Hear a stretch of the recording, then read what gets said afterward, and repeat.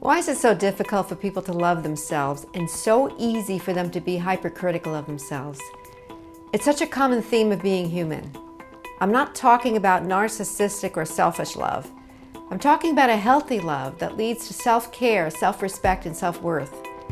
When I first started to do this work decades ago as a participant of a program, someone said to me, "Can I ask you a question?" I said, "Of course."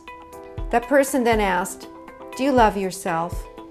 And it caught me so off guard that I just started sobbing, because it was then that I realized that the answer was a resounding no.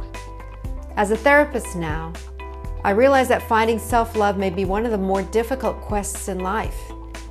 It's very hard to avoid comparing ourselves to other people. And from the eyes of a child growing up, we tend to delete, distort, and generalize information of the world. Everybody is thinner or smarter than me. Every girl is prettier than me. Everyone has a boyfriend except for me. Everyone's parents have stayed together except for mine. It goes on and on. Somehow we develop beliefs about ourselves that are simply distorted. But to us, it's real. It becomes our reality. Then we decide we're not worthy of love because there's something terribly wrong with us.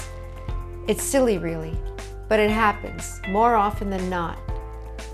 I work with clients and I sometimes ask them, if a stray puppy walked into this room and just sat on the floor, would you love it? In imagining an adorable, innocent puppy, people respond with, "Of course, who doesn't love a puppy?" And I say, but he didn't do anything special. He just sat there and did nothing. The response I get is usually something like, but he doesn't have to do anything. He's just so innocent and so full of love. Of course, that's my opportunity to say, is he any more special than you? That usually stops people right in their tracks. And I ask that person to imagine themselves as a newborn baby. Does that baby deserve love?